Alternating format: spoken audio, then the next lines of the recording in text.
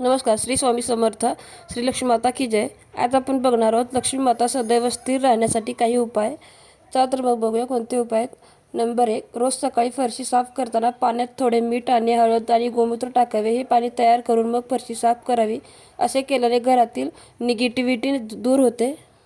Number 2, घराचा मुख्य दरवाजा उंबाटा रोज स्वच्छ पाण्याने पुसून घ्यावे व त्याची पूजा करावी. यामुळे लक्ष्मी माता प्रसन्न होते. नंबर 3, आपल्या घरातील देवघर नेहमी घराच्या ईशान्य कोपऱ्यात असावे.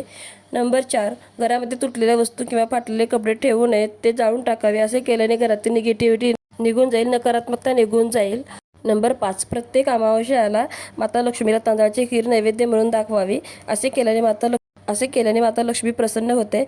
त्याचप्रमाणे प्रत्येक अमावस्येला दूध किंवा दुधापासून बनलेला कोणताही पदार्थ दान करावा. कारण असे म्हणतात की दुधापासून बनलेली खीर दान केल्याने आपले पितृ म्हणजे आपले पूर्वज तृप्त होतात आणि त्यामुळे आपल्या लक्ष्मी प्राप्तीसाठी जे अडथळे येतात त्याचे मार्ग मोकळे होतात. व्हिडिओ आवडला तर लाईक, शेअर, कमेंट करा आणि सबस्क्राईब करायला विसरू नका. श्री स्वामी समर्थ.